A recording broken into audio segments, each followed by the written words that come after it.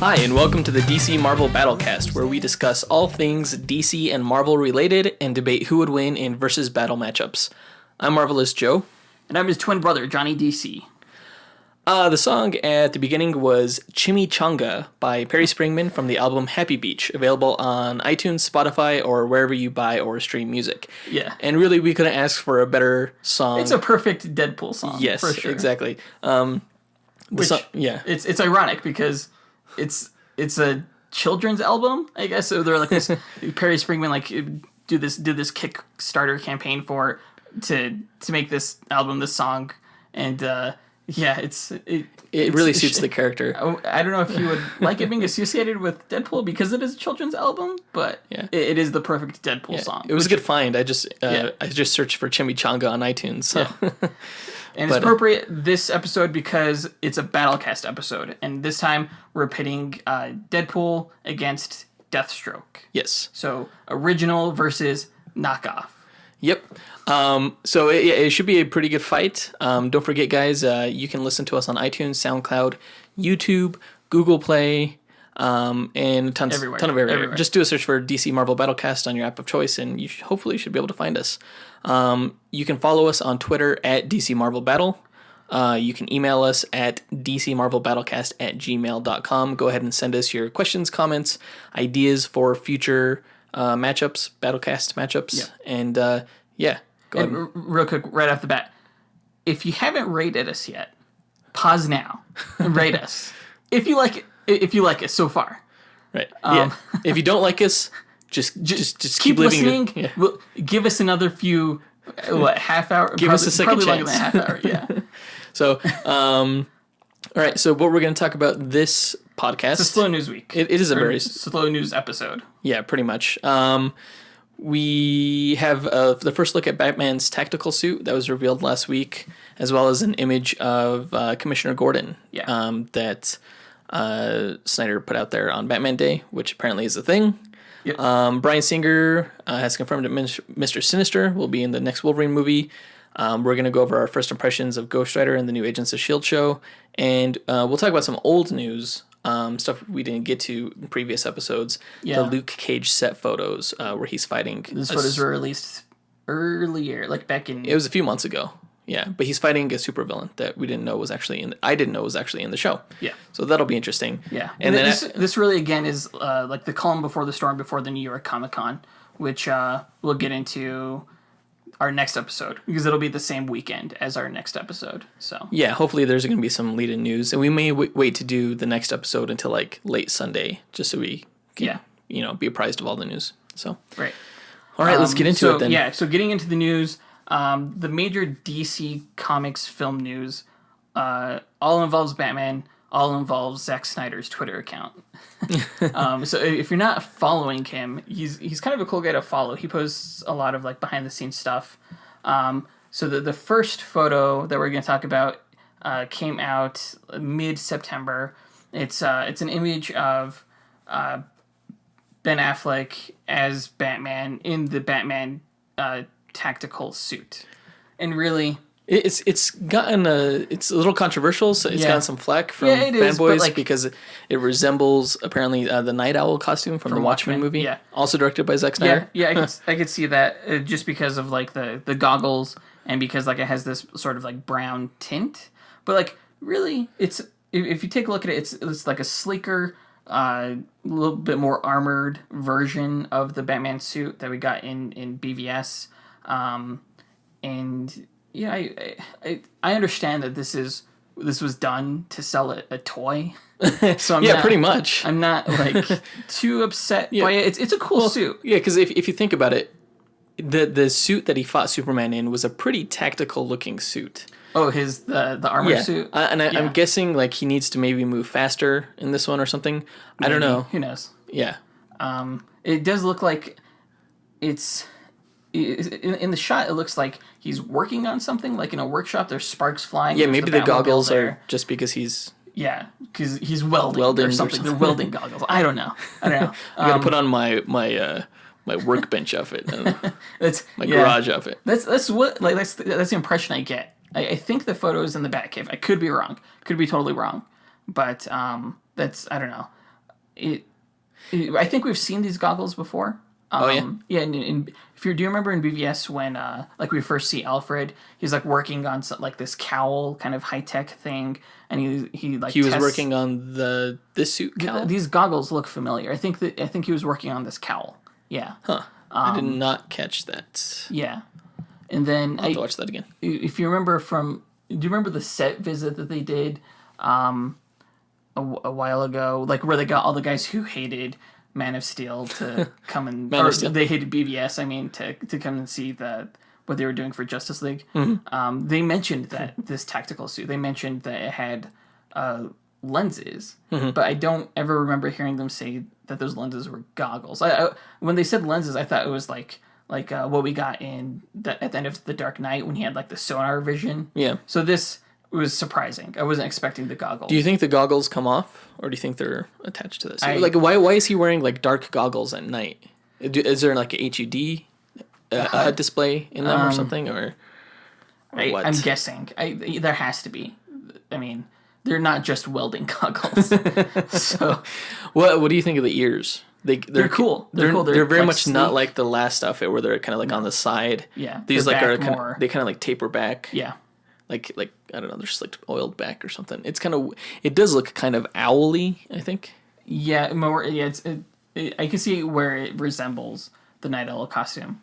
But again, it's not going to be brown. I mean, the only reason like it has that brownish tint is because like there's some orange sparks in the scene. The cool colors mixed with the warm colors. Yeah. So, I don't know. Fans complain too much. I think it looks cool. Well, yeah, we'll see how it shows up. It's the equivalent of like what the Nightmare outfit was in BVS. It's a way to sell another toy. Yeah, pretty much. And hopefully the toy comes without the goggles. No, I mean I think it would be cool still with the goggles. To me, that's not like I can see like a lot of fans saying that as like a negative. That like, they're just doing this to sell another toy. But I understand that like with Batman, that's one of the few characters where like you could do that and it makes sense. Mm-hmm. If they were, well, I was gonna say like if they were putting Superman in another suit, but I'm pretty sure they are. They're gonna put him in a black suit. Tactical suit. He wouldn't have a tactical suit. No, he wouldn't.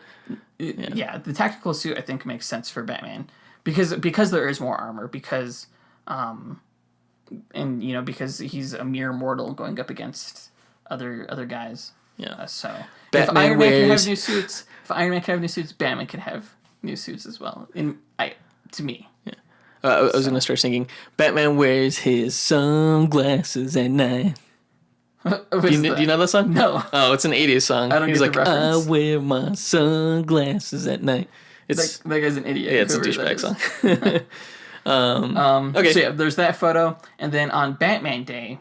Zack Snyder, which is September 17th, I believe. Mm-hmm. I don't know why it's Batman Why Day. isn't there like a Superman Day? There was. So the Batman Day started the year, I think was it last year? This is the first time I've ever heard of it. It was Batman's 75th anniversary. I think it was like 2 years ago or something like that. And I think September 17th, I could be wrong, is the day that Detective Comics number 27, the first appearance of Batman, came out. So they were just celebrating Batman, his birthday, I guess, in a way. Huh. The weird thing is that they haven't continued to do like Superman Day, because they had a Superman Day on his 75th year anniversary, and this year is the year of Wonder Woman, I believe. Yeah, it's her anniversary, 75th anniversary. 75th anniversry. So I don't know why they keep doing Batman Day. Maybe just because Batman's a badass and deserves his own day. I'd rather have like an Iron Man Day or something like you just. He's not important enough to have. It'd be awesome. It would be way more fun than Batman Day. You could get drunk, you know. You can like shoot like I don't know, Roman candles at each other. It sounds like an awesome time. Yeah. Doesn't exist. I'm gonna find out when what was it? Tales of Suspense. Is that when he first came out? Oh God. Yeah.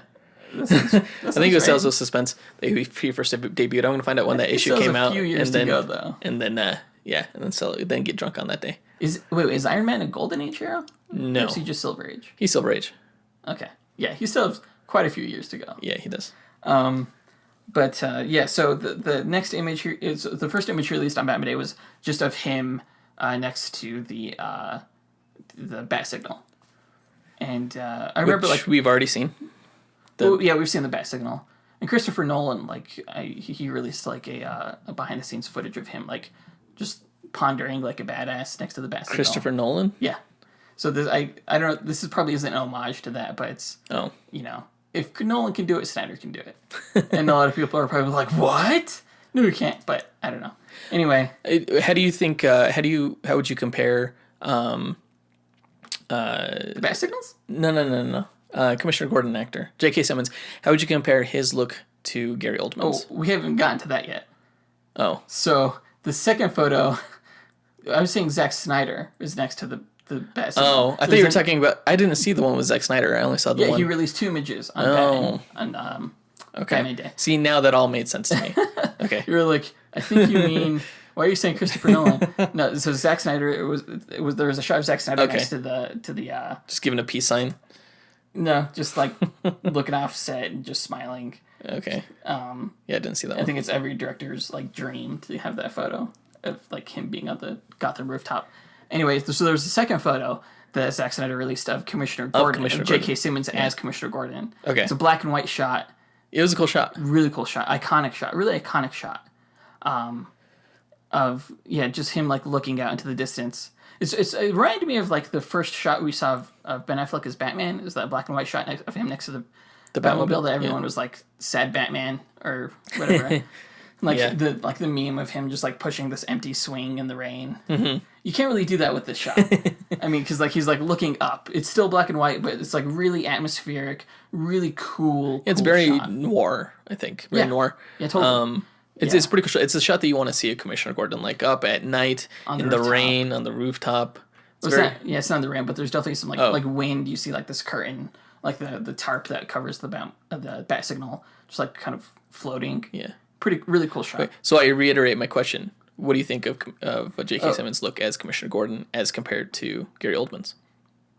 I mean, they both really looked like Commissioner Gordon, I think. I think J.K. Simmons has more of a Commissioner Gordon type voice than Gary Oldman. For sure. They both have the stash. They both pull off the stash. J.K. Simmons is way more buff, though. Oh, yeah. We know that from the behind-the-scenes shots. Yeah. He looks great as Commissioner Gordon. And I'm sure he'll do a great job. I've seen like a lot of flack online for like, oh, another dark Batman image, dark Zack Snyder universe, DC universe. It's like, come on, Batman. It's Batman. It's Gotham City. It's the rooftop. I don't know. Jeez, it's a perfect image, honestly. You know, what it reminds me of, and what I think would be pretty cool to see. Do you remember the cold open, the opening scene to Casino Royale? It was in black and white, and it was very noirish, and then it goes into color later. It would be cool if Ben Affleck's Batman movie kind of starts off like that, and like not to the extent of like Sin City type noir. But like like real, like this noir, image does more look realistic, more grounded. Sin City. And then maybe it goes into color later. I think that would be pretty cool for the Batman movie. Yeah, for the Batman movie. Yeah, maybe. So this scene, from which this photo was taken, there was a set report on it, I believe, right? It was that same set report. That well, I mean, I don't know if this photo was taken during that day. Mm-hmm. But yeah, the scene that they described seeing was of Commissioner Gordon on the Gotham Police Department's roof talking with the Justice League. Mm-hmm. So, I wonder what kind of information he would have. Like, he has a file in this photo. I don't know. Well, in the set report, like there was a scene where they were talking about some missing scientists, and then Cyborg shows up, and he's like, "Oh, there's a 9th missing scientist, or 11th. I forget the number. My father." So then they all go off to go find the scientists, I guess. I'll be interested in watching the movie and seeing exactly how they all end up on that roof. Like if Batman's like, "Hey guys, come check out this one guy who's like really cool. He's a police commissioner and my informant. Let's all go. Field trip," or something. I don't know. Like how do they all wind up on that roof? That'll be interesting. That exactly. So, is that it for that photo? Yeah, I mean that's it for all the DC film news, Twitter news. Essentially. Yeah, slow news. Okay, so next up, Bryan Singer has confirmed that Mister Sinister will appear in the Wolverine 3. Yeah, which really surprised me when I heard that. I expected him to come up like in the next Yeah. X-Men like core franchise film. Right, because they tease him at the end of X-Men Apocalypse. I didn't even piece together that he was going to show up in the next Wolverine movie, even though he was grabbing samples of Wolverine's blood. So he was in the Weapon X facility. Yeah. But, it makes me wonder if they included that scene in Weapon X just to set up Mister Sinister in the next Wolverine movie. I don't know. I hope... It makes me wonder if he's going to be the primary antagonist of the next Wolverine movie. Yeah. I hope not. Because Mister Sinister, I mean, he's... It looks like what they're doing is that they're making him in charge of creating the X-23 clone. Because we know from the comics it was Weapon X. Yeah. They tried to clone Wolverine. They got samples of his blood. They couldn't get the Y chromosome out of it, so they ended up making a female clone. And all that stuff. But it wasn't Mister Sinister. Mister Sinister in the comics is more obsessed. He's obsessed with the Cyclops. The Summers bloodline. Yeah. And he's the one who cloned Jean Grey and then Scott Summers and Madeline Pryor, who's the clone of Jean Grey. They had Nathaniel Summers, who turns out to be Cable and everything like that. So he messes with. He hypothesized that the offspring of Jean Grey and Scott Summers would be the super powerful mutant. So he's the one that kind of set that up. Yeah, I mean, and Cable's going to appear in the Deadpool movie. You think if anything, Mister Sinister would appear in Mister Sinister would be Deadpool movie. He would be a good villain for a Deadpool movie. Better than Ajax. I mean, Mister Sinister is just a really solid X-Men villain. He is. I would kind of agree. I would be disappointed if Wolverine kind of stole Cyclops' spotlight once again by stealing his if there's a primary Cyclops villain. I don't know if it would be. If I would say it would be Mister Sinister. I would say it would be Mister Sinister. Yeah. I remember when they first announced the X-Men Origins movies, they said they were going to do X-Men Origins Wolverine, that came out, and then they announced that they were going to work on X-Men Origins Magneto, which ended up turning into X-Men First Class. First Class, yeah. I was really hoping, I was I hope they make an X-Men Origins Cyclops movie, and then we could get just a movie focused on Cyclops, and then he fights Mister Sinister and stuff like that. So that would have been cool. I don't know, that was just wishful thinking, but hopefully I'm hoping he kind of plays more a side antagonist role, kind of this mysterious menacing figure. Yeah. In the background of the story. I don't know who would be the primary antagonist though. Yeah, who'd you want if it's not going to be Mister Sinister? Who's a good Wolverine antagonist? That's a good question. Because you've already done Sabretooth. Yeah, and Origins. Silver Samurai was in the second one. Maybe Omega Red. Maybe if he goes to Russia or something. Oh, like from the animated show.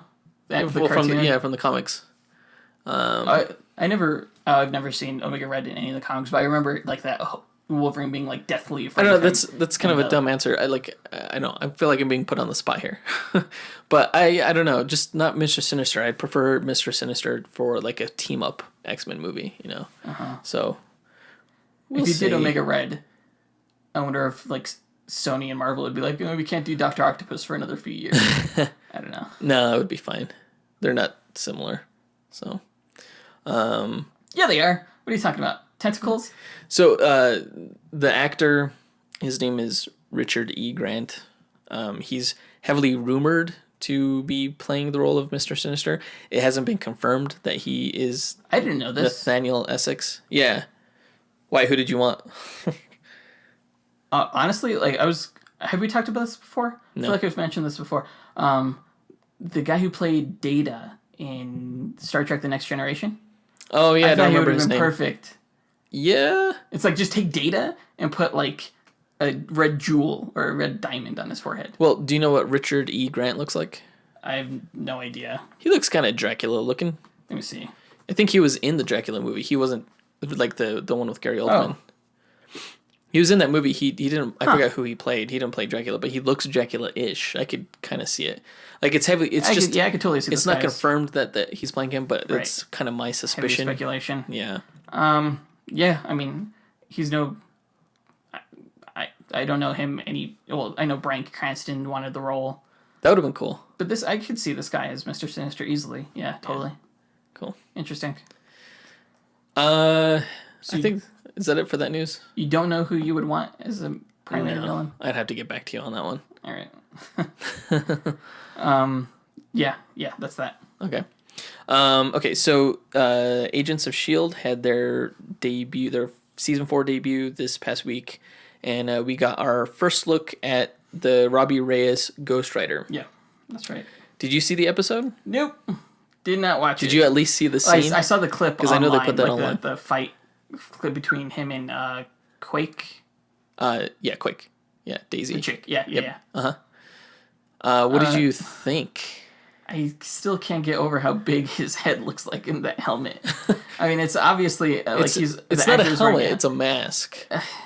It's a mask. It's a big ass mask. It is. Well, I mean, it's okay. So it's a TV budget, you know? So like in the movies, in the Ghost Rider movie, Spirit of Vengeance and the first Ghost Rider movie, what they would do is they would, you know, they had the budget to replace Nicolas Cage's head with this animated skull.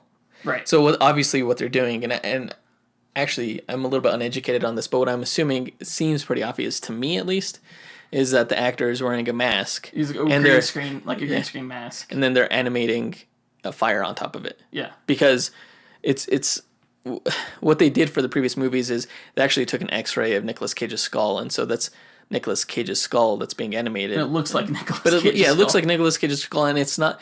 The proportions are correct for it to be a skull of Nicolas Cage's... of a man his size. Yeah. And his head size. And this one, like, the actor, Robbie Reyes, who's playing Robbie Reyes, is, like, scrawny. He's pretty skinny. He's pretty skinny. And, like... His and then head's he has not this, too like, big. His jawline on the mask, the helmet, is, like... It just pretty big. Like the human eye is like really good at like seeing the human silhouette, and like when something is like off, because we see it so often, it's so recognizable to us. So that like, looks like a cartoon, like a kid or something. Almost with those like a kid with like an oversized mask, like dressing like up. a big head. Yeah. So that was a little off. But that being said, I thought the episode was okay. I thought it's not one of the best, but it was a decent start. Mm-hmm. I really like the look of the Ghost Rider. I'll say it's the second best version that we've had on screen. Really? The first best being Spirit of Vengeance. What I like about this mask is that, first of all, it has the skull has eyes, like glowing red eyes. And in the two Nicolas Cage movies, the character didn't have eyes. They were just black holes, you know? So it's really cool that this Ghost Rider has like these demonic. They had penance stare during eyes. The penance stare, right? He had like glowing in the first movie. Yeah, like you would zoom into his eye and then it would like get all fiery and everything in the first movie. But in this one, his eyes are there the whole time, you know, and so he looks really demonic. And like the skull is not like a human skull. It looks like a demon skull, kind of. It's stylized for sure. Yeah. And I think they did a really good job on the fire effects that they put over the mask. Well, yeah, wasn't that like earlier on, like in the 2000s, like that was one of the hardest things for animators to animate was like fire and water were like the two hardest things. Yeah, the 2007 movie didn't quite get it right. It's much better in this than it was in that movie. It feels like we've come a long way in depicting fire. Yeah. I still think that the Spirit of Vengeance Ghost Rider was the best because, you know, it was charred looking and it looked real and the fire effects were amazing. And, you know, and it looked like Nicolas Cage's skull. I think the character of, like, it's okay, so think about this. You have a big, huge, 300-pound hulking guy who is, say, Ghost Rider. And so his face turns into the skull. You would imagine, like, a big skull head. And then imagine like a small, like, you know, like 5'2" guy, scrawny. He turns into Ghost Rider. You would imagine like a smaller skull head. Yeah. So it's kind of like a proportionate head. You want the head to be to almost look like it's the person's head, the host's head, and then like his skin melted off. And this is not that. No. And to that end, I think it's less effective. I don't want to see a demon skull. I don't want it to look like it's being replaced. I want it to look like his skull, I guess. I think it's more effective. Kind of like how my hypothesis for the reason why the Hulk in the Avengers movie is the most successful version of the Hulk, I think one of the reasons is that audiences can connect with him more because he looks like a monster-sized version of Mark Ruffalo. Like the Hulk in the Incredible Hulk and in the Ang Lee Hulk looked nothing like the Bruce Banners of those movies. Like it didn't look like Edward Norton or Eric Bana. Eric Bana. Yeah. So Yeah, I could buy. I mean, you totally bought into the fact that this Hulk was this actor, and you made a better, easier connection between the two. And I could see where you're coming from in saying that, like, you like the look of this Ghost Rider because he has eyes. He actually has eyes. Mm-hmm. I think that probably makes him more not relatable, but more humanizes him a little bit. Yeah. I guess. Yeah. I don't know. Yeah. The costume's okay. I'd like to see more spikes. I'd like to see him hold a chain. Like, he was in a junkyard when they fought. Right. And he, like, picked up, like, this big 2x4 or pipe kind of thing. And he could have easily... They could have had a chain there. He could have... And I'm sure eventually he will have a chain. They better. It was, like, all over the marketing. It was, like, the first marketing thing that even hinted at Ghost Rider. Yeah, they might just fiery be chain. Saving that for later. Yeah, or something. Maybe. But, I mean... I thought it was... So far, I like what I've seen. How's the car? I want to see the motorcycle. I was just about to say that. I don't like the car. It's not nearly as cool. So, like, at the beginning of the episode, it's just a normal car driving toward the bad guys, and the bad guys are freaking out, and they know that he's coming to kill them. They know it's Ghost Rider? Yeah, they know it's, some demonic thing come to kill him. So they shoot a rocket launcher at the car as it's coming toward their truck. Huh.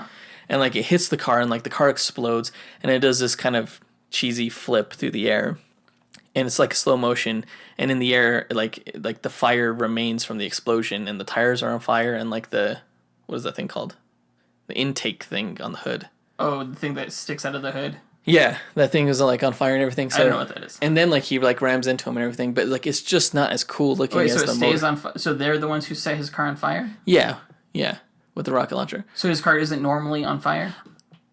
I don't know. I couldn't tell you. All I know is that we saw it on fire after the explosion, and it was not on fire prior to the explosion. That's kind of cool. And the fact that it like stayed on fire, I don't know. Yeah, we'll see if it stays that way. I don't know if it will, but I mean, it's just not as cool looking as the bike. I gotta say, I want to see the motorcycle. Yeah, I could bet that. But they won't do that for this show. I still hope that Ghost Rider will get a Netflix series down the line where they could do the character justice either through Johnny Blaze or Danny Ketch. So yeah, was he? So like when he killed the guys, did you see his face? Did you see Ghost Rider's skull like in the car? No, you didn't see him in the car at all. He was kind of hidden. He was kind of like this creepy, like kind of like Jason type character. I mean, and that was pretty cool because like was it like Duel where it's just like these guys were like driver. These guys were like they were like horrified of him, and he was like really violent and gruesome. And I guess that was kind of cool. Like it was a really bloody episode. Like he'd kill these guys and there'd be like lots of blood splatter all over. You wouldn't see it, but you would see the effects, like the blood going all over. Uh-huh. And I kind of thought it was like, well, that's gruesome and cool that the character is that brutal, but he's never really been like a stabby, bloody guy. He's always more burny. Yeah, it would make more sense like he'd like burn them as opposed to like, I don't know, whatever he did, rip them apart. Does he ever run them over in his motorcycle? Running people over seems more of like a car thing. Yeah, he crashed into a guy. He tied up against the wall and then he crashed into him. Huh. But so I don't know. It's just a little weird. We'll have to see how the character progresses as the show continues. But it's a decent start. Yeah. Like I said, second best version of Ghost Rider that we've seen on screen. First best being, of course, I'm honestly not surprised it's more violent because I knew that they pushed it back time frame wise in the time slot. Yeah. Just to allow for that. And the show's always been... they're putting it to use. Yeah, the show's always been semi-violent, but we've never seen like blood splatter quite like this. Huh. So I think that's it for that news. Be interested in seeing how the season goes along, and hopefully it's as good as the prior two. As long as it's better than the first half of season 1, which was just kind of cheesy and dumb and hokey. But the rest of the show has been actually pretty decent. So Gotham had its premiere this week too. I mean, I didn't watch it just because I'm not caught up. But okay. Sorry, I don't know why I mentioned that. So speaking of TV shows, though, there were some. We didn't get to talk about this when the news was revealed, which was a few months ago. But there were photos that were released, set photos that were released of the Luke Cage Netflix show. It's of Diamondback, Luke Cage's bad guy, Diamondback. Do you know him? I have never heard of him. He's like a knives specialist, really, and but he has like a superhero suit on. So like the show that I thought was gonna be like really it was kind of grounded and street. not have too much of like the flashy superhero costume superpower stuff. Yeah. All of a sudden, there's a guy who's wearing a tech suit fighting Luke Cage in the middle of the street. When you showed me the photos, I was definitely surprised. It looks kind of cheesy. I mean, the guy has a glowing I'll agree to that. diamond on his back. That's a little on the nose. Yeah, he has like a helmet, and it kind of has like it's like a sleek looking kind of helmet, and it has like a flat top to kind of give him the same silhouette that the character does from the comics, because the comics has kind of like a flat top head, almost like Hammerhead. Yeah. But like he has his like jacket that's slightly unbuttoned and has, so he semi resembles the character. It's just surprising. These photos came out a few months ago. This was actually the first time I saw them, and the show comes out in a week, September 30th. Yeah. So it'll be interesting because it looks like the show's going to take a turn that I wasn't quite expecting, and it should be interesting. They're definitely not marketing it. I mean, but I guess you do need Luke Cage to go up against some kind of like. He can't just walk around in God mode the whole time. Right. Yeah, because it looks like Cottonmouth doesn't have the powers that he does. Yeah, or right. Maybe not. The villain's name, you weren't sure who the villain was in the last episode, I think. But it's Cottonmouth. Yeah, it's Cottonmouth, who is another member of the Serpent Society, just like Diamondback. The Serpents. I've never heard of the Serpent Society. Are they the villains? So yeah, I mean, it's just a team of Marvel villains that are all snake themed. Like Diamondback's in it, Constrictor, Cottonmouth, King Cobra, and everything. Wait, do they all have powers? Yeah, they'll have powers, like snake-ish powers. And well, what does Cottonmouth do? Cottonmouth, his ability is he can open up his jaw as big as he wants, and his jaw's like super strong. Like he bite like steel, and he could bite into steel and stuff like that. What? So he's kind of like Jaws from the James Bond films. If Jaws can like open his mouth big enough to eat a horse. So he has like metal teeth? Some versions kind of portray him as having metal teeth, but like it's really just like rows of lots of rows of sharp teeth. With the F? How are they going to depict that in the show? I have no idea, man. I don't know if they'll even go that route, but if they do, I'd imagine like maybe like Luke Cage like punches off Cottonmouth's jaw or something, then he comes back with like a steel jaw or something. Huh. It'll be interesting. Because like the shows have been like surprisingly faithful. Yeah. Although from what you said, Diamondback doesn't seem that faithful.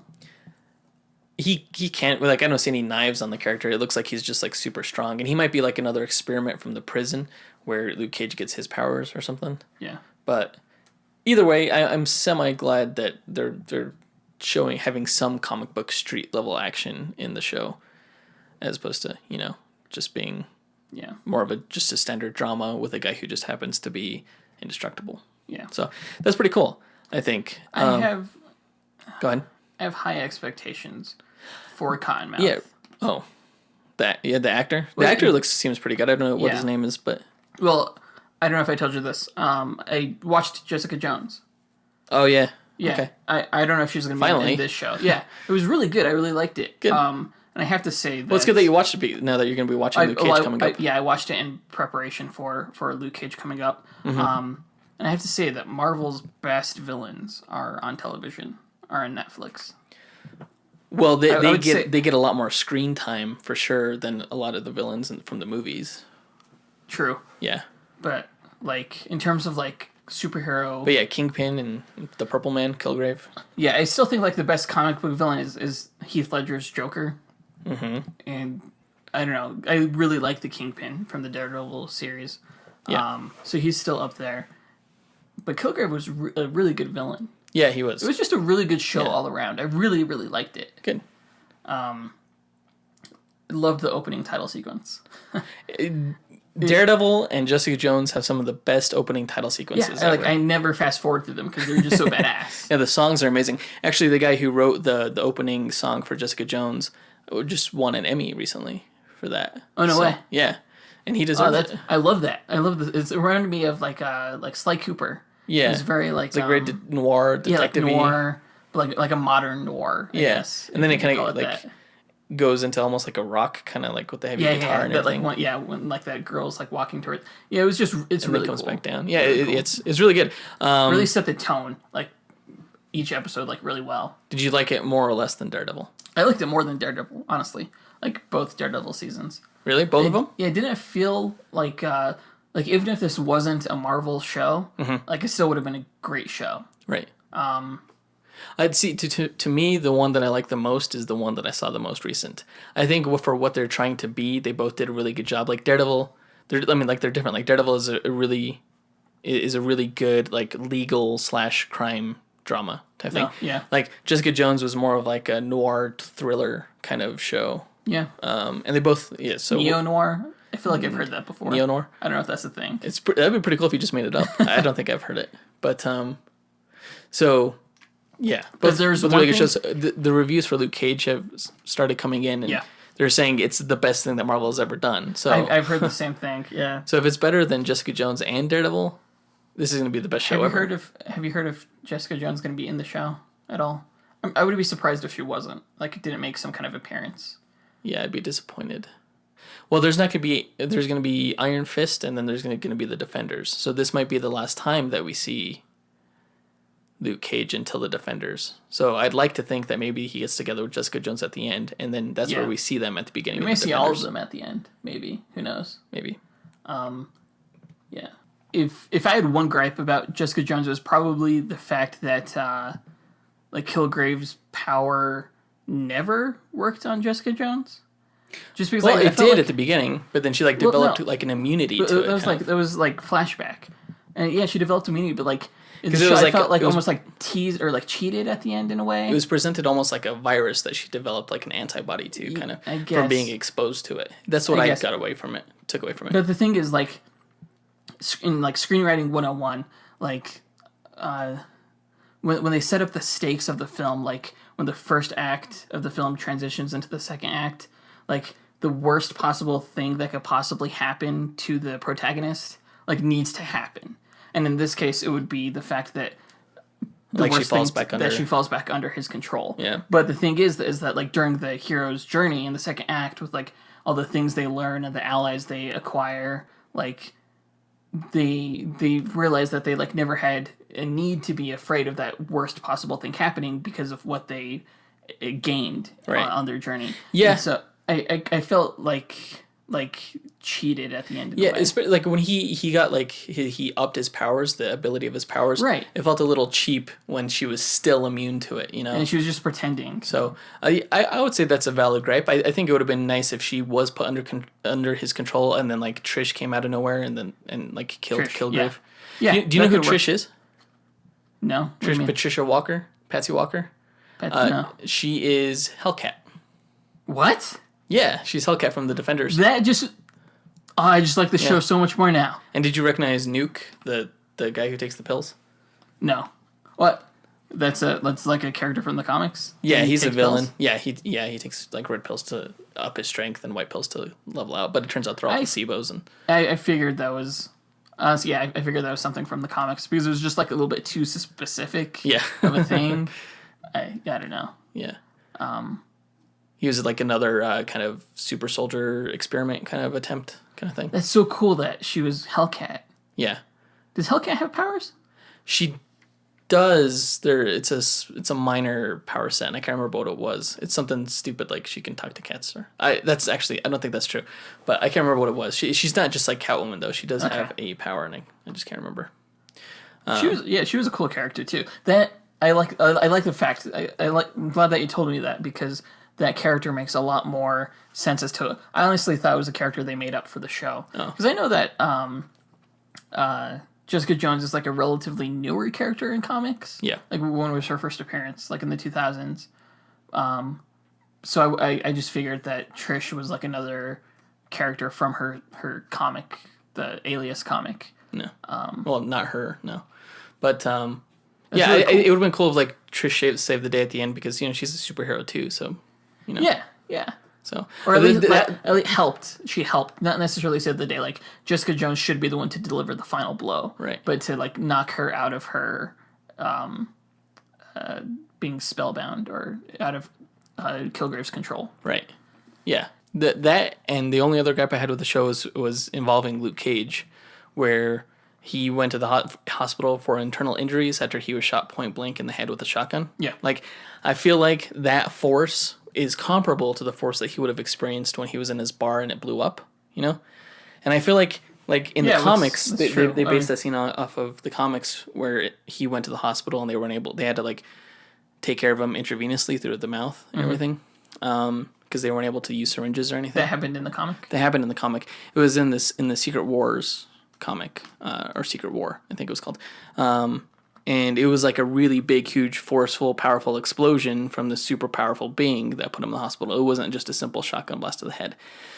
And it makes me wonder, like, we see all these guys shooting at him from in the marketing for the upcoming show, right. And I'm like, well, hopefully none of these guys, get too close with their guns, otherwise he's gonna get more internal injuries. But those aren't also point blank with a shotgun. Yeah, but I do see where you're coming from with the explosion. I have no idea like what's more powerful. Yeah. But I sort of feel like they're pretty close. They're pretty similar. Yeah, like if a huge explosion that like destroys an entire bottom floor of a building would like couldn't knock you out, but a shotgun to the head. Yeah. I don't know. I don't know the measure of the force in newtons or anything. Right.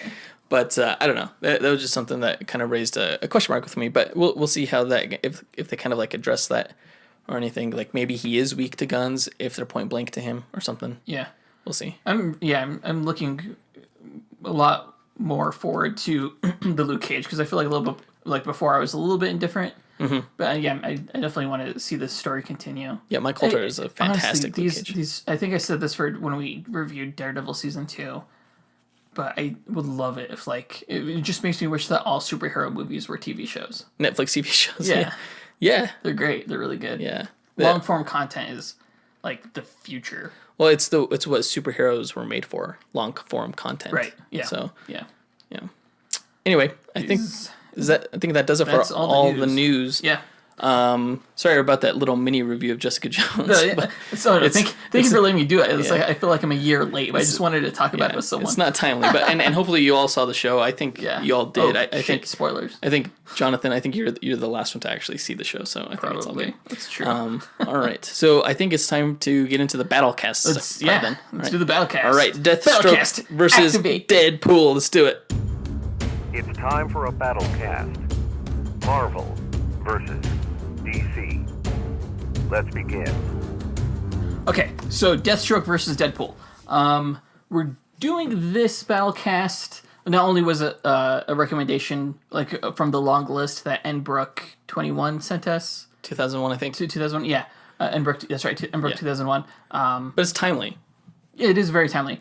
Just because like it was recently announced that, as we mentioned in our last podcast episode, that Joe Manganiello has been cast as Deathstroke. He's going to be a villain, probably the primary villain of the next Batman film, possibly appear in Justice League. Just people are Deathstroke crazy right now. Yeah, and this is also kind of the year of Deadpool. Like he had this fantastic movie that's coming out, and it still seems like every time I'm on Instagram or Twitter or something, I still see Ryan Reynolds still kind of like marketing the movie. Yeah, kind of like he likes doing it because it's so in tune with who he is as a person, kind of. Yeah. So people may not realize though, but Deadpool is a blatant ripoff of Deathstroke. I will admit to that. Yeah, Deathstroke's name is Wade Wilson. Slade Wilson. Slade Wilson. Deadpool's name is Wade Wilson. I know we're going to confuse these names. Let's see how many more times we do that this rest of the episode. Okay, so I'll start since Deathstroke is the original, the OG. And what we did is we go over the bios and powers of each of the characters. Right. And we discuss how the fight would go, and we run the stats. We compile stats for the characters based off of the Marvel Power Rankings, and then like a few more that we think are critical to the fight. And then we use the same method that the Deadliest Warrior Spike TV show used to use. I don't think it's still on, but it was a good show. The Monte Carlo method. We take those stats, compare them against each other. We run 1,000 simulations and see who comes out on top. Yep. What the percentage is. So. Yeah. So let's learn about Deathstroke. Deathstroke. Here we go. So Deathstroke's real name is Slade Slade Wilson. You had to double check. Yeah, he enlisted in the military at a really young age. He was 16. He lied about his age just to get in, and he showed a really like a great aptitude for learning, and he really excelled in his combat training. So he was promoted relatively quickly in the military. He made it to a lieutenant colonel, and he basically was like willing to do whatever it takes to get the job done. He was recruited into special ops missions, or a special ops team, and while he was in there, he volunteered to undergo this medical experiment. It was meant to make him resistant to truth serums, but like the experiment failed.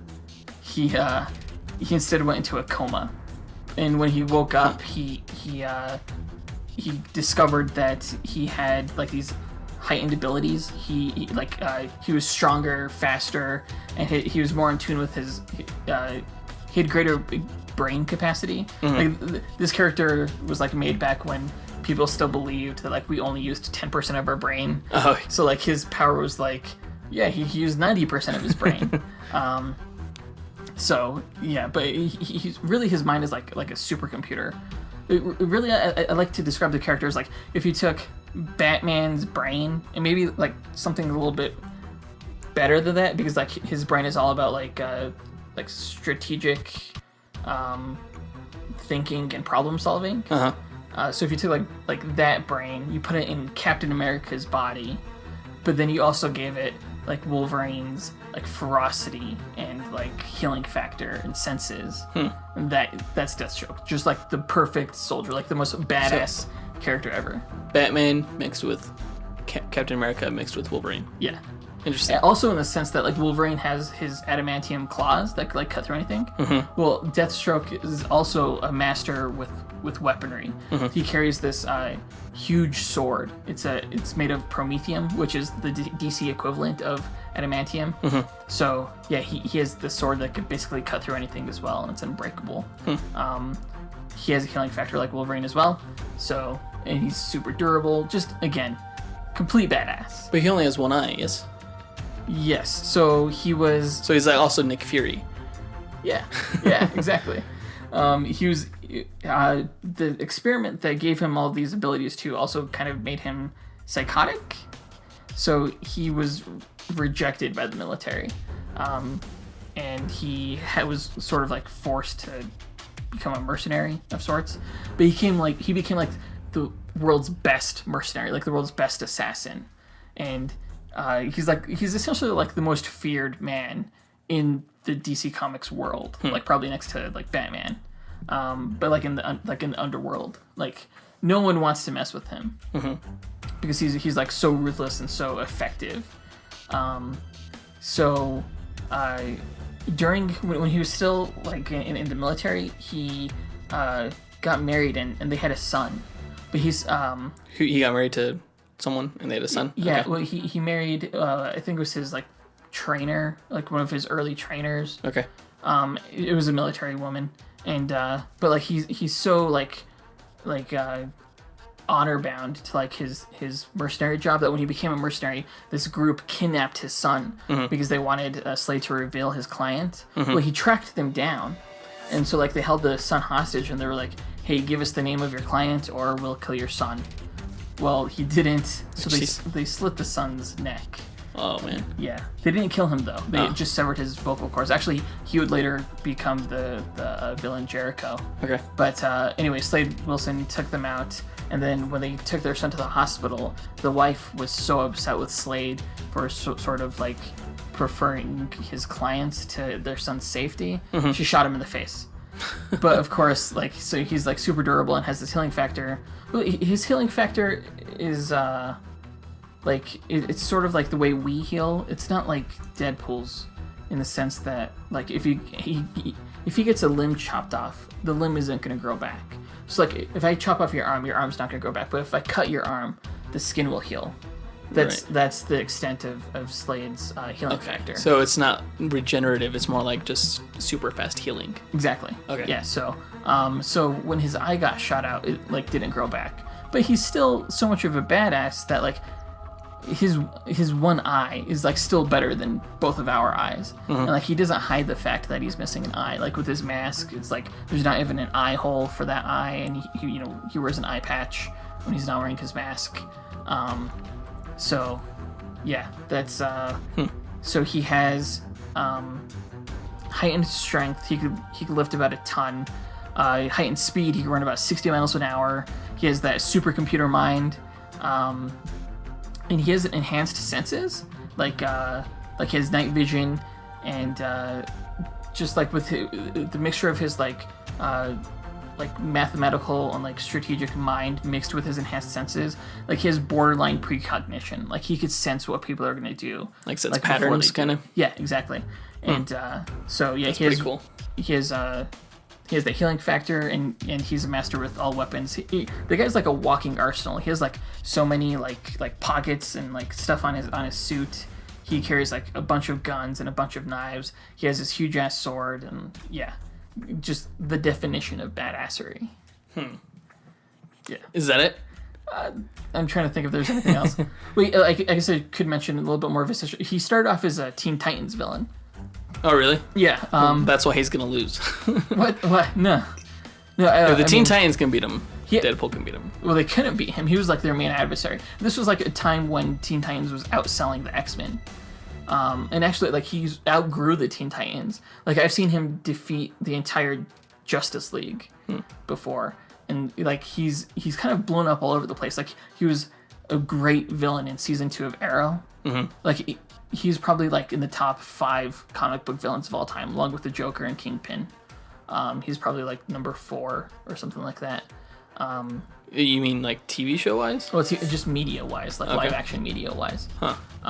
He was a really badass villain.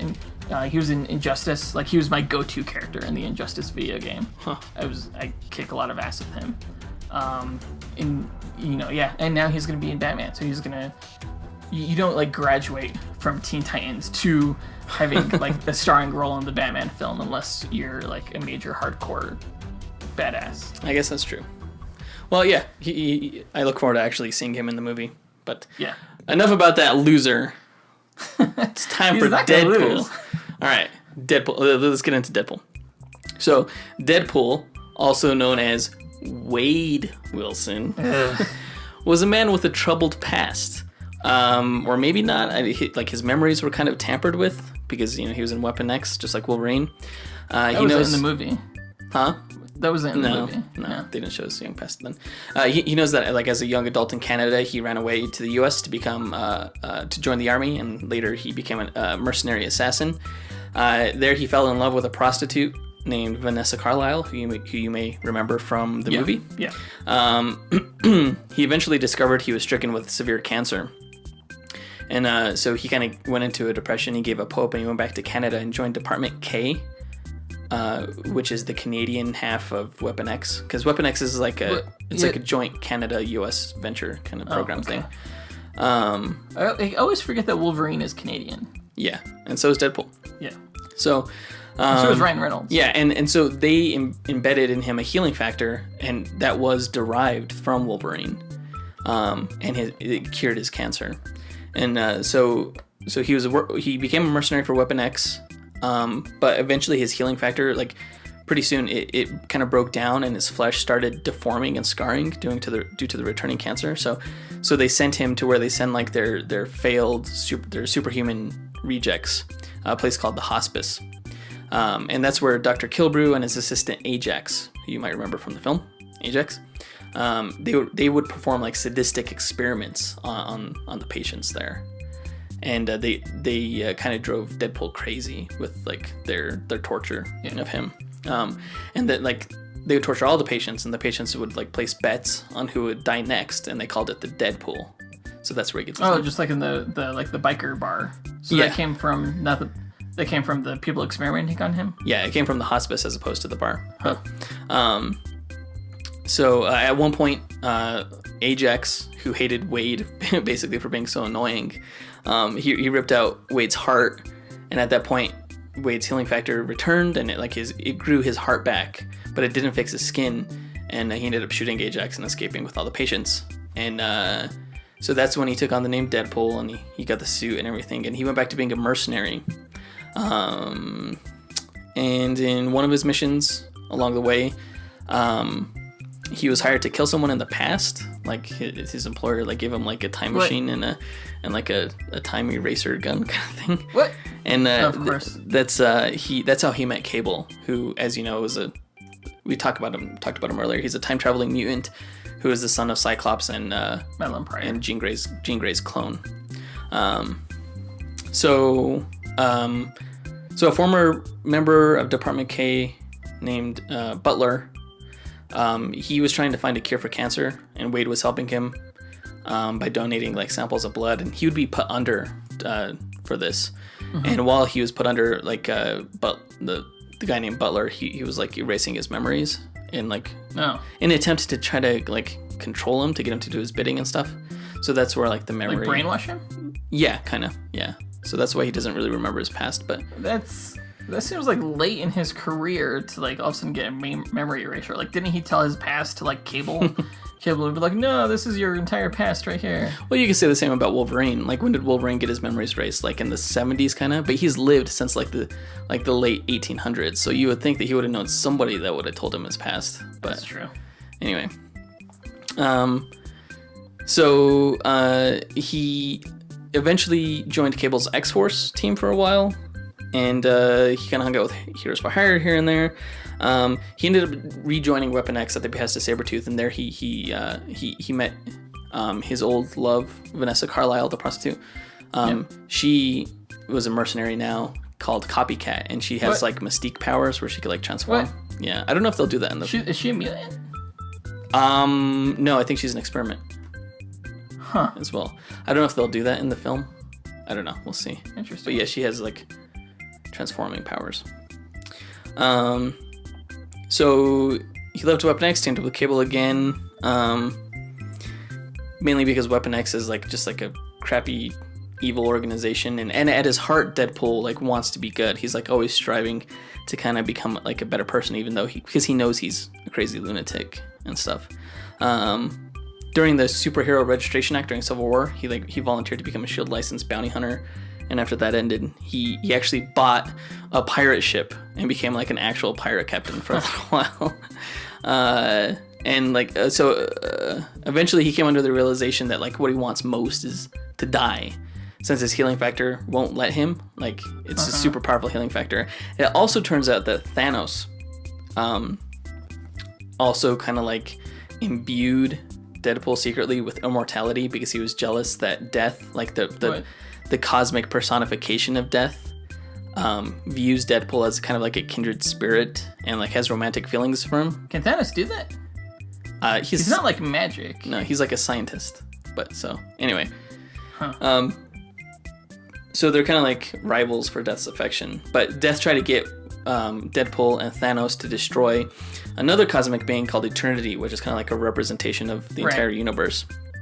And so she wanted them to kill Eternity to end all life, but like Wade was granted the powers of Captain Universe and defeats Thanos using those powers and convinces Death like of the necessity of life. And I had no idea that. So that was like, pretty Deadpool recent. went this cosmic.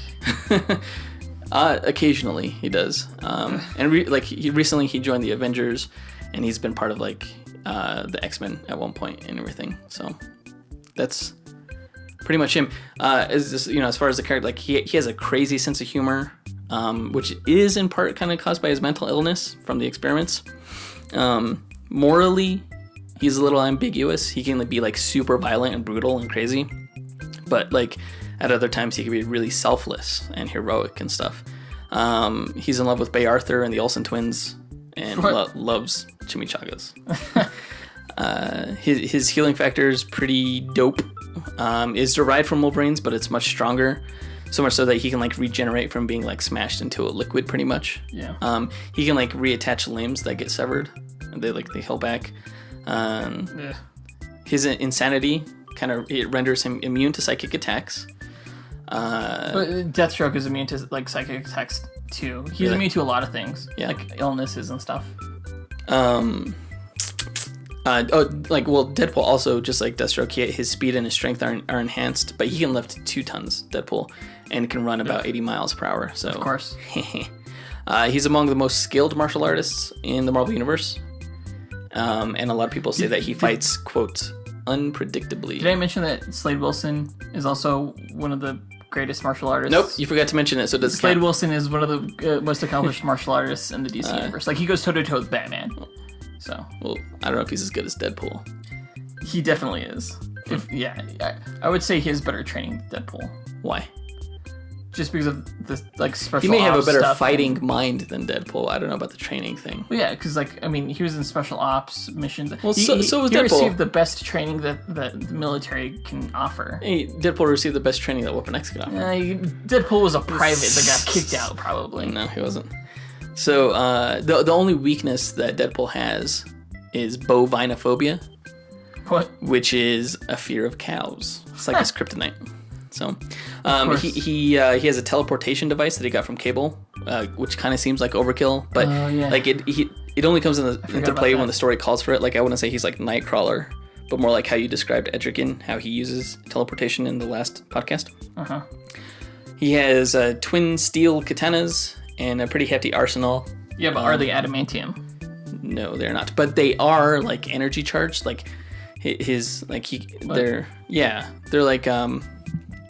like kinetic energy, not like heat Gambit energy. Yeah, kind of like not like concussive explosive, but like they're like in his holsters. They like charge so that when he pulls them out, they can like cut through a lot of stuff. How does he have that? Just he has some tech. Probably Cable gave it to him. I don't remember the origin of that. Yes. But so they're like stronger than steel. This guy's totally overkill. It's ridiculous. He also has a lot of guns and grenades and knives. And that's pretty much him. And he's going to kick Deathstroke's ass. You know what he doesn't have? What? Deathstroke's mind. Deadpool's insane.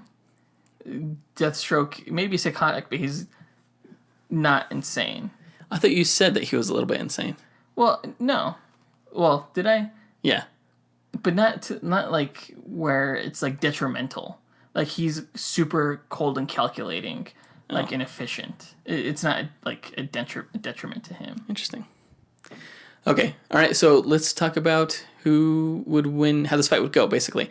So when we talk about these fights, environment never really plays a factor. We're assuming that they both know they need to fight each other, and they both like just randomly appear in this non-environment space. And the reason environment doesn't play a factor is because, well, first of all, we don't account for any environmental stats. Right. In the spreadsheet. It's too much of a variable. Yeah, too much of a variable. So we kind of see this as just like a simple mono-y-mono who would really win in a fight using their own resources. Right. Basically. So they appear on the battlefield. Right. How does the fight begin?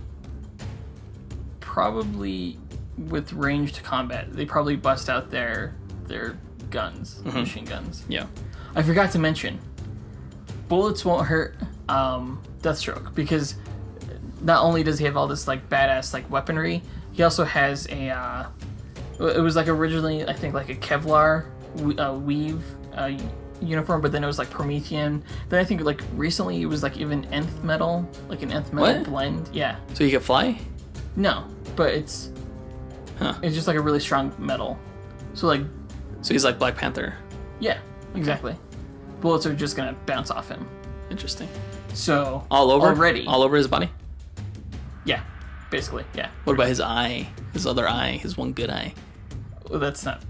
So every once in a while, you see it like depicted like a Spider-Man eye, just like this white eye. And other times, you just see it as like a hole in his mask. So I don't know. Huh.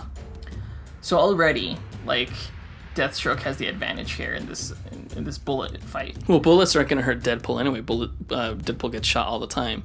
So it's going to start off with like a lot of gunfire, a lot of flipping and stuff, and evading. Dodging I think bullets, eventually they're both going to find out that it doesn't really work. It's going to come into closer quarters combat where they can probably do more damage to each other with the swords. Well, sure, but Deathstroke's sword is longer than Deadpool's. Yeah, because he's compensating. No, he's just that much of a badass. He could wield this huge, hefty sword. It's like it's just one sword, right? Yeah. Well, Well, one sword he has compared one to primary two swords? sword. He carries like other like knives and stuff like that. Okay. So, and it's Prometheum. It's gonna cut through anything and everything that Deadpool tries to attack him. Are you with. sure? Yes. Because I'm pretty sure I saw one time him fight Batman, and Batman was like able to block his blade with like his gauntlets, kind of thing. I don't remember. I don't think it's like adamantium in the sense like Wolverine's claws where it can like cut through anything. I bet you it's just more like his sword can't be broken. And I don't think that might be true because I do feel like I've seen like Batman sword fighting Deathstroke, and I'm pretty sure Batman's sword wasn't Prometheum. Yeah. Although he could afford it. Maybe. Pretty sure you can't break Deadpool swords either because they're kinetically charged. I don't even know what that means. What does that do? Honestly, I they don't know what move that means faster. Either.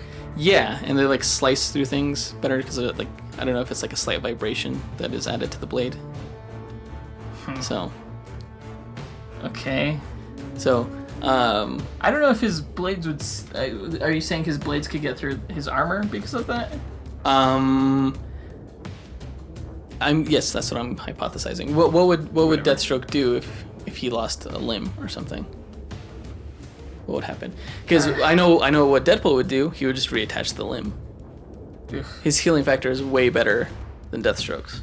This isn't like your average armor. This is like nth metal Prometheum weave armor. It's vibranium. So you think the blade might just stick into the armor or something? Do you think the blade would go through Black Panther's armor? Yes, I think. That's a good question. I don't know. Or about Cap's shield? Well, okay, here's another weapon that Wade has. He has explosive devices. Like, he could just, like, stick a bomb to Deathstroke when they got in close.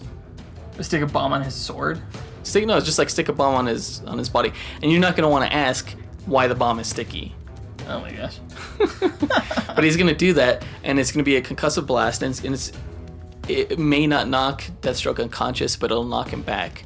At which point, Deadpool can lay the killing blow, chop off his head or something. It definitely won't knock him unconscious. Because, like, Deathstroke is, like, his endurance level and his durability are just way too high for that. I'm sure he encounters, like, explosions all the time. Mm-hmm. I don't know. I think hand-to-hand... I think Deathstroke is just a superior hand-to-hand, or, like, close-quarter combatant because of his training. Not because of his training. I can see him... If you want to say that Deathstroke is a better hand-to-hand combatant... Because of his training combined with his mind.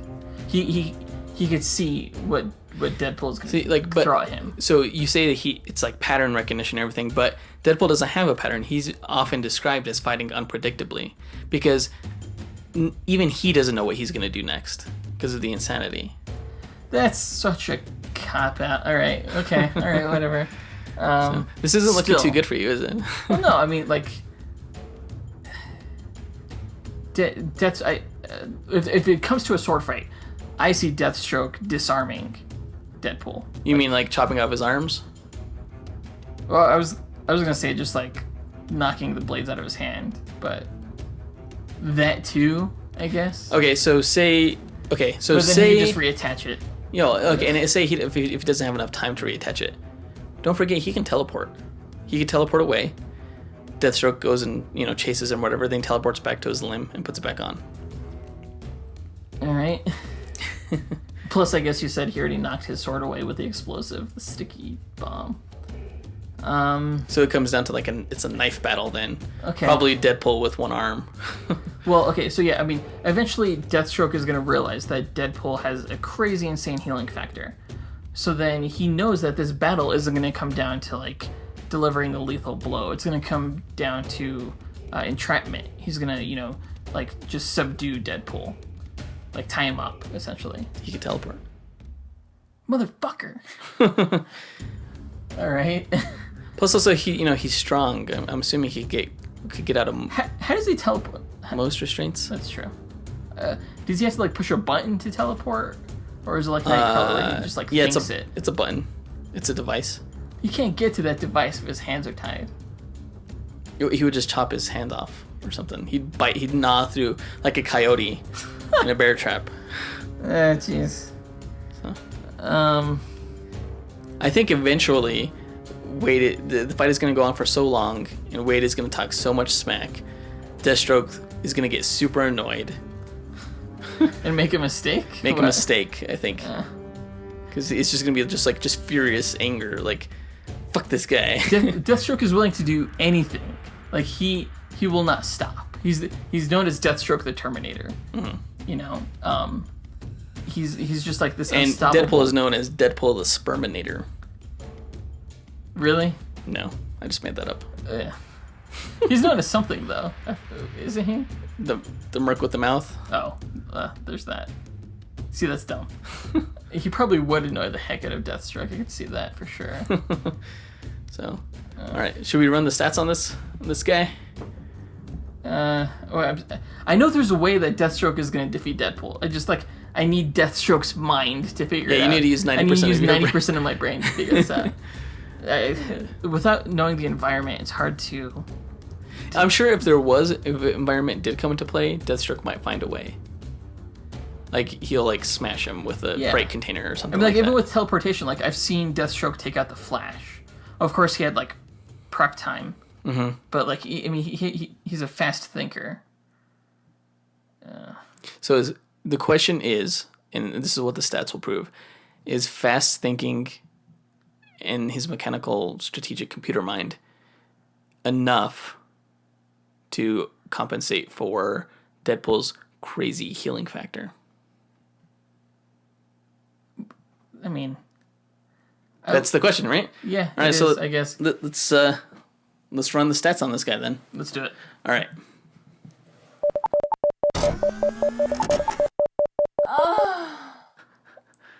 I don't even know what to say right now. I'm just gonna awkwardly ignore that. I think Deadpool snuck some ladies into the machine or something. I don't know what happened.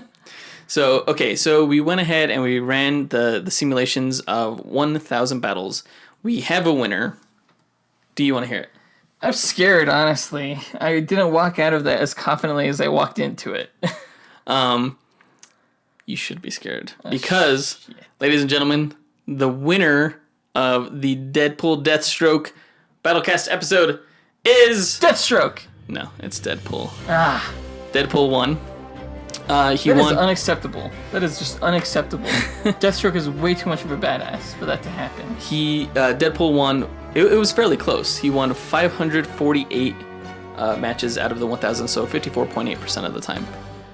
So it was closer than actually I thought it would be. It was closer than I thought it would be. I'll admit that. That's honorable. I thought Deadpool was just gonna carry this thing away with 700 wins or so. But it was 54.8% of the time Deadpool won. So that goes down in the books as a notch for Marvel. I think we've won. DC's still winning. 4 out of the 9 Battlecast episodes that we've had. DC has 5. DC is still winning by 1, but that's gonna change. That's gonna change soon. DC forever. Marvel's catching up, and we will take the lead. So if you have anything to say about this episode, any rebuttals or affirmations, you just want to commiserate with questions, and be like, this is fucking bullshit. Any insults, if we got something wrong, go ahead, let us know on Twitter at DC Marvel Battle or email us at dcmarvelbattlecast@gmail.com. I think that does it for this episode. Yeah. Don't. So the next Battlecast we do. So the next episode we're doing is going to be reviewing Luke Cage, but the next episode after that will be our Halloween episode. Yeah, our Halloween. Send us your Battlecast requests for who do you think would be a good matchup in I don't know, if you theme it Well, Halloween. We've already done Ghost Rider, but maybe Blade or something cool. Okay. Send us your Battlecast ideas. Okay. Yeah, definitely do that using the means I just mentioned earlier. And don't forget to rate us. Yeah, rate us. If you didn't rate us earlier and you liked what you heard, rate us. Yeah, and go ahead. If you didn't, just move along. Give us 5 stars on iTunes. I don't know how Google Play does their ratings or anything. I don't know. Or even SoundCloud, really. I'm not sure. You can like it. Yeah, if you rate us, that's how it lets them know to bump us up in visibility and we get more exposure that way. So it would really help us out. Yeah. So don't forget to subscribe as well if you like, and we'll go ahead and see you next time in a couple of weeks. Everything. I'm excited for the Luke Cage episode. So make sure we'll be reviewing it a week after Luke Cage comes out. So if you want to listen to the episode when it comes out, make sure you get all your Luke Cage watching in within that week. Yeah. That's your homework, folks. We're going to be doing the same thing. So we'll be up just as many late nights as you are. It's going to be a spoiler episode, so. Yeah. All right. All right. Without further ado. Up and away. True believers.